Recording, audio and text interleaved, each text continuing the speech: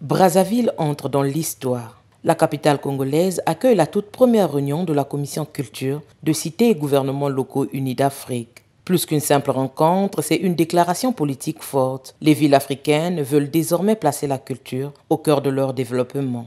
À travers l'agenda 21 pour la culture, le mouvement mondial des villes et autorités locales reconnaît la culture comme un pilier du développement durable, un vecteur de cohésion sociale et un puissant levier de transformation des territoires. C'est dans cet esprit que la commission culture de CGLUA trouve toute sa pertinence, en fédérant les collectivités africaines autour d'une ambition commune, faire de la culture un moteur de développement local et de rayonnement continental. Les retrouvailles qui commencent ce jour nous donnent l'opportunité de poser les bases d'un agenda culturel africain porté par les gouvernements locaux.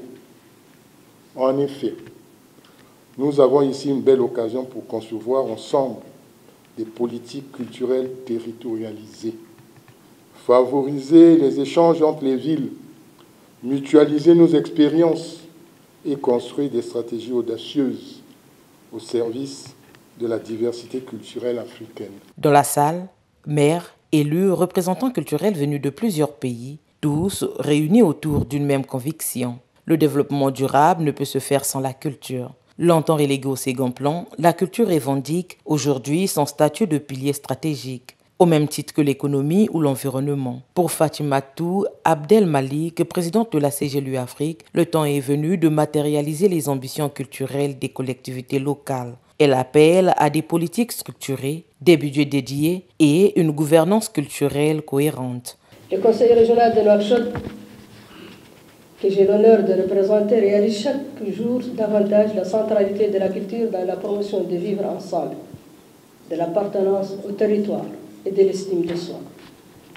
Il mesure l'immense potentiel de création de richesses et d'emplois que recèlent les industries créatives et culturelles, surtout pour les femmes et les jeunes.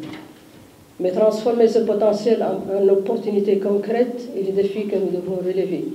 Et ceci ne peut se faire efficacement qu'en partant du bas de nos communautés et nos collectivités en collaboration avec nos États et nos partenaires internationaux. Pour Dieudonné Bantimba, maire de Brazzaville, ce choix est autant un honneur qu'un défi. Sa ville devient, pour quelques jours, le laboratoire continental d'un nouveau modèle urbain centré sur la culture.